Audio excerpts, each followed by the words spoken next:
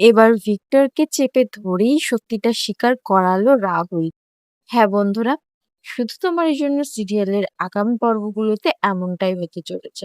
রাহুল যখন অভিমানে দেশ ছেড়ে চলে যেতে চায়, তখনই রাহি একটা চিঠি খুঁজে পায়। আর তখনই পড়ে ফেলে রাহি।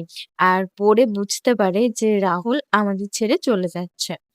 ঠিক তখনই রাহুলের মা রাহিকে দোষারোপ করতে ছাড়ে না। সে প্রতিজ্ঞা করে, আমার ছেলে এই ঘরে থাকবে না তো তুমিও থাকবে না। সে বের করে দেবে রাহিকে। তখন রাহি নিজেই বলল যে, মা, আপনাকে আর আমাকে তাড়াতে হবে না। আমি যদি রাহুলকে এই বাড়িতে ফিরিয়ে না নিয়ে আসি, তাহলে আমি নিজেই এই বাড়িতে কখনোই ঢুকবো না। সবাই রাহিকে আটকাতে চাইলেও কিন্তু রাহি শোনে না। সে বেরিয়ে যায় বাড়ি থেকে। অন্যদিকে আমরা দেখতে পাচ্ছি জিয়া জোর করেই রাহুলকে এয়ারপোর্টে নিয়ে যাচ্ছে। জিয়া মনে মনে ভাবে, আমি আর কখনোই তোকে এখানে আসতে দেব না। আর ওইখানে গিয়ে আমি তোকে যেভাবে চালাবো তুই সেভাবে চলবি। এইসবই ভাবতে থাকে মনে মনে।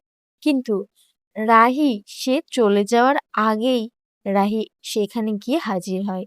রাহি সেখানে রাহুলকে বলে যে, তুমি বিশ্বাস করো আমি এই সমস্ত কাজ করেছি। রাহুল তখন বলেন যে, না রাহি, আমি একদমই বিশ্বাস করি না যে তুমি এরকম একটা কাজ করতে পারো।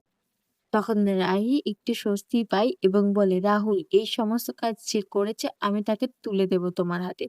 তবে তার আগে তোমাকে বাড়িতে ফিরতে হবে। রাহি তখন রাহুলকে দেখায় ঘড়িটা এবং এই ঘড়িটা চিনতে পারছো রাহুল? তখন রাহুল বলে উঠল, হ্যাঁ এটা তো জামাইবাবুর। তোমার ঘরের সামনে এটা খুঁজে পেয়েছিলাম। তার মানে এই সমস্ত কাজ ভিক্টরি করেছে। ওকে একটু চেপে ধরলেই সমস্ত সত্যিটা বলবে। রাহুল ও রাহি সরাসরি তাকে চেপে ধরে এবং বলে, সত্যিটা কি বলো, কেন করেছো এই সমস্ত কাজ? তখন ভিক্টর পুরোটাই অস্বীকার করে।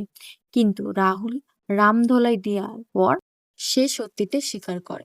সে বলে, আমি জিয়ার কথাতেই এরকমটা করেছি। তো বন্ধুরা, তোমরা এমনটাই চাও তো? অবশ্যই তা কমেন্টে জানাতে ভুলো না। আর অবশ্যই যারা আমার চ্যানেলটিকে সাবস্ক্রাইব করোনি, অবশ্যই করে আমার পাশে থাকবেন। ধন্যবাদ।